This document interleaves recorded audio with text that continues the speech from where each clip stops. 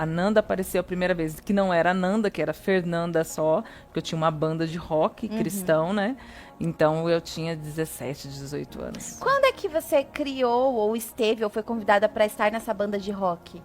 Na verdade, foi Deus que me apresentou ela, porque eu comecei o meu ministério de uma forma muito. Que o pessoal acha que foi muito glamuriosa, mas não foi. Foi os bastidores que me encantou, assim, porque eu sou de berço evangélico, né? Eu sou da igreja presbiteriana, e a vida toda eu vivi na igreja, dentro dessa doutrina e tudo mais. E num momento de muita dificuldade na minha vida, principalmente eu tive depressão com 12 anos de idade, tentei suicídio aos 12 anos.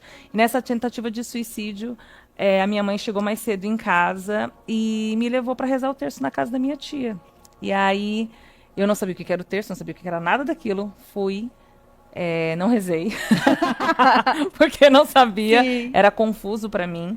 E naquele dia teve um sorteio e um padre me entregou um terço nas mãos e disse para mim: minha filha, você precisa rezar muito. Eu rezei 3 anos escondida, assim, achando que eu estava fazendo algo muito errado. Mas foi isso que me começou a trabalhar meu processo de conversão. Então, com 17 anos, eu começo meu processo de conversão para a Igreja Católica e faço a minha primeira composição, que é uma música de Nossa Senhora. Depois hoje meu marido, na época meu noivo, me insistiu muito para escrever. Eu compus e fui parar na Canção Nova, no Festival da Canção Nova.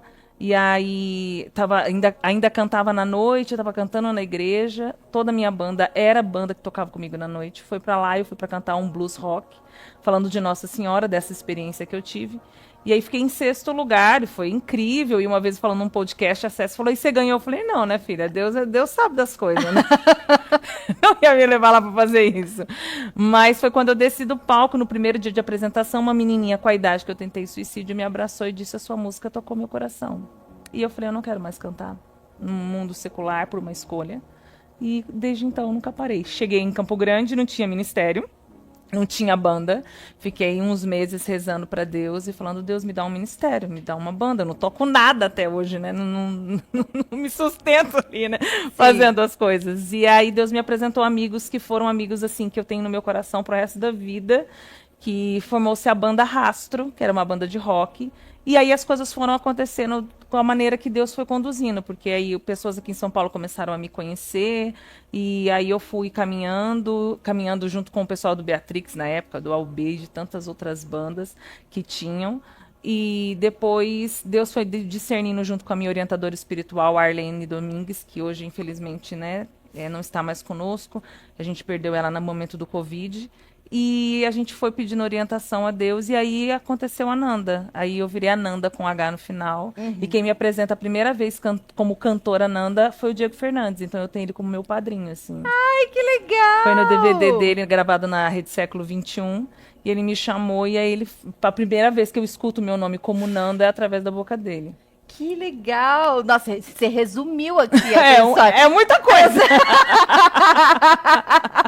Mas a gente fica assim, a Nanda então não é de São Paulo, vamos lá. Não. É do Mato Grosso Grosso do do Sul, nasceu em lar evangélico. Mas eu fiquei curiosa, a tua mãe falou pra você ir pro terço porque ela era católica? Não, meus pais, meu pai é evangélico até hoje, então mamãe ia sempre com meu pai por conta dele ter uma condução evangélica, né? Alguns dos meus tios também são. E aí a minha mãe sempre esteve assim, perpetuando ali no meio da igreja católica, mas ela nunca foi uma pessoa da igreja e tal. Quando os meus pais se separaram, foi muito difícil todo o processo. E ela foi muito acolhida pela renovação. E aí ela ia, porque aquilo acalentava a alma dela, tudo, mas na família delas tem bastante pessoas católicas, né, na família da minha mãe. E aí foi acontecendo, só que dentro da família eu sou a única missionária, a única que canta, é muito diferente de exercer o catolicismo como a minha família era, mas por isso que acabei, deu coisas de Deus, né, Tatá, Com não se certeza. explica, Com não tem certeza. como explicar, ela descobriu anos depois que eu tentei suicídio nesse dia. Então foi Deus que trouxe ela mais cedo em casa, que não deixou acontecer tudo isso e fez com que a minha vida fosse conduzida de uma outra Eu forma. acho interessante você tocar nesse assunto. Eu tenho certeza que hoje já não é um lugar mais tão sensível para Não, você, porque não. você consegue falar sobre isso abertamente. Mas, recentemente, nós estávamos conversando, ontem mesmo, na verdade, com um padre que ele trabalha muito com a juventude. E nós sabemos que hoje isso aumentou, Muito. não é? Os jovens, eles estão cada vez mais sem sentido, ou então com uma dor, porque eu acredito que quando você pensa em tirar a sua própria vida, é uma dor que você pensa que só indo embora ela vai acabar. É isso mesmo. Não é? É isso mesmo. Que o melhor remédio é desaparecer mesmo. Sim, Não sim, é isso? é isso mesmo. Naquela época, quando você teve essa situação, e aí você sinta-se à vontade pra falar, ou não, tá bom? Era algo familiar ou era algo mesmo de questões de adolescente que você não sabia lidar? Eu acho que foi tudo um combo. Eu falo rindo hoje que é muita terapia aqui, muita análise, tá? Muita retiro de cura, muita coisa. Mas foi uma mistura. Eu tinha 12 anos, então eu estava entrando na puberdade. Os meus pais se separaram, a maneira que foi a separação foi muito difícil. Eu tinha uma ligação muito grande com meu pai e eu fiquei 10 anos sem falar com meu pai, né? Assim, foi um processo de perdão muito grande que aconteceu. Hoje a gente tem uma relação super tranquila, mas foi muito difícil naquela época. Nunca fui de partilhar, nunca fui de falar, nunca fui. Então, assim, a minha mãe, naquela situação, ela não conseguia perceber porque nós estávamos vivendo uma situação muito difícil financeira. Então, ou ela trabalhava ou ela trabalhava. Né? Ou ela colocava o sustento dentro de casa ou ela colocava o sustento de casa. E na cabeça dela era uma coisa de adolescente. Né? Então, isso demorou se a gente sentar e eu explanar tudo isso, até porque eu não tinha entendimento que eu tinha. Tive depressão naquela época, porque eu fui procurar ajuda com 30 anos de idade, depois de muitas crises, assim. Porque naquela época a gente não tinha esse conhecimento que a gente tem hoje. Isso pode ter um diagnóstico. Não se falava muito disso. Então, para mim era assim, eu estava com uma profunda tristeza. Era muita, muita tristeza, mas eu planejei, assim, é muito triste quando a gente chega nesse ponto. Então, quando aquela menininha, é emocionante falar disso, mas quando aquela menininha de 12 anos falou, sua música tocou meu coração, eu falei, eu não quero que ninguém passe pelo que eu passei, eu não quero que ninguém sinta essa dor que eu senti, de chegar a um ponto de falar assim, de não dar valor à vida, sabe? De a gente olhar para si e falar, não quero mais. Então, é bem isso, é uma dor tão grande, que você fala assim, não quero mais dar trabalho, eu quero ir embora. Então, tem que se buscar ajuda. Hoje faço pós-graduação em psicanálise, né? Ai, mentira! Essa parte eu não sabia da sua vida! Caramba, Exatamente que legal. por conta disso. Eu tive várias questões que eu precisei resolver na minha vida, né? Não só a questão da depressão, mas abuso sexual quando eu era criança e tantas outras questões que depois, lá na frente, respinga demais na sua vida e na sua relação com as pessoas, com o seu marido, com Deus. Tudo isso respinga, né? Então, a gente precisa cuidar disso. Então, dentro da psicanálise, eu consegui começar a ter mais entendimento sobre esse medo também das pessoas buscarem ajuda, né? De a gente achar que não precisa ser autossuficiente, né? Porque quando a pessoa ela realmente está latente nesse lugar, é difícil uma pessoa falar assim, eu tô precisando de ajuda. Não é, porque não é um drama, não é uma tristeza, não é uma melancolia, não é uma coisa muito mais profunda e que você tem que cuidar. Então, hoje eu entendo que eu estive em estado depressivo, tive já crises de depressão. Hoje, graças a Deus, eu estou num caminho muito mais tranquilo, mas é uma luta diária.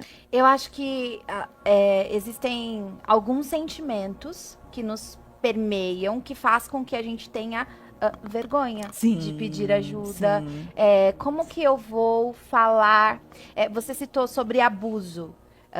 O que eu vejo é que muitas mulheres, às vezes, elas se sentem culpadas Sim, por terem sido abusadas. sim. Então, elas falam, como é que eu vou falar que fulano abusou de mim quando eu era criança, sendo que, sei lá, eu não gritei, eu não contei pra ninguém, né? Elas se sentem culpadas, então elas acham que elas não têm quem falar sobre isso. Sim. E é uma vergonha, mais uma vez. Então eu acredito que é muito sobre isso. E quando nós estamos dentro da igreja, existe uma bagunça, uma confusão Sim. mental de tá, mas a oração não é o suficiente pra me ajudar nesse caminho? Sim.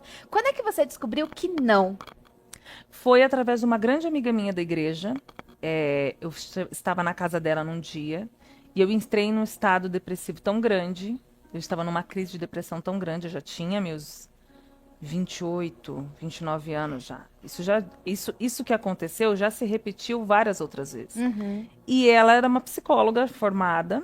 E aí ela falou, assim, foi a primeira vez, eu acho que eu supliquei por ajuda. Porque eu já não aguentava mais sentir isso tantas vezes. E aí ela pegou na minha mão e disse pra mim, você tá precisando de ajuda. Você precisa, não é só a oração. Existem coisas que você botou debaixo do tapete que precisam ser resolvidas. E aí foi quando eu fui para psicóloga, mas muito assim soberba, achando que eu tinha um problema no máximo de autoestima. Porque você olhava no espelho e não gostava do que via? Eu sofri muito bullying na escola, Aham. tive 4 anos de bullying muito, assim, ferrenho na escola, né, de não ter amigos e tudo mais. Então tinha uma questão da autoimagem, questão de rejeição, tinha várias questões, né? Então é muito complexo. Né? Nós somos seres humanos muito complexos, dá um livrinho já. E aí existiam essas questões que eu precisava resolver, mas que eu achava que era muito superficial. Eu não Sim. achava que era tão profundo. Aham. Nunca achei que era tão, achava que era uma coisa aqui, ó, vou lá, o quê? 1 ano e meio, né? Que nem a gente achar que usa aparelho 1 ano e pouco, resolveu? Não, gente, não é isso. E aí eu fui pra lá e vi que existiam inúmeras outras questões que permeiam a questão, por exemplo, da minha maternidade, né? Eu demorei 12 anos para ter filho, então também acredito que foi Deus trabalhando meu psicológico e Deus também, assim, na sua infinita misericórdia, cuidando desse tempo em que eu não engravidava, porque eu precisava cuidar de coisas minhas para ser a mãe que eu sou hoje, senão eu não daria conta. Deus sabe do tempo, né? De tudo que precisa acontecer. Ele sabe exatamente as coisas, os momentos certos que precisavam acontecer. Por isso que eu tenho um grande carinho pelas pessoas de BH, porque elas me acolheram muito nesse lugar, né? Eu fui muito... Eu não era a Nanda, né? Eu me afastei dos palcos durante muito tempo porque eu não queria ser a Nanda dos palcos. Eu queria que as pessoas me vissem como humana. Porque eu precisava ser cuidada. Existiam dores que precisavam ser resolvidas. Então, eu acho que ali que foi que eu descobri que eu podia pedir ajuda. Porque era uma menina da igreja, uma menina que era uma psicóloga, uma menina que caminhava comigo dentro da igreja, que tinha Deus no coração e que via que o buraco era muito mais embaixo para ser resolvido. Então foi por isso que talvez se fosse uma outra pessoa que não tivesse nada a ver com a igreja, talvez eu não ouviria como... Deus sabe, né? Ele me trouxe a Flavinha naquele dia para falar aquilo naquele momento e foi ali que eu procurei ajuda. E foi com uma psicóloga também, que era da própria igreja, que graças a Deus eu não tinha vínculo, então eu podia né, a terapia. Podia falar. Que ela inclusive, é coordenadora do grupo de oração lá do Padre Alexandre. E a Amanda, que tem um amor incrível por ela, porque ela foi me tirando de dentro do meu poço, assim. Graças a Deus.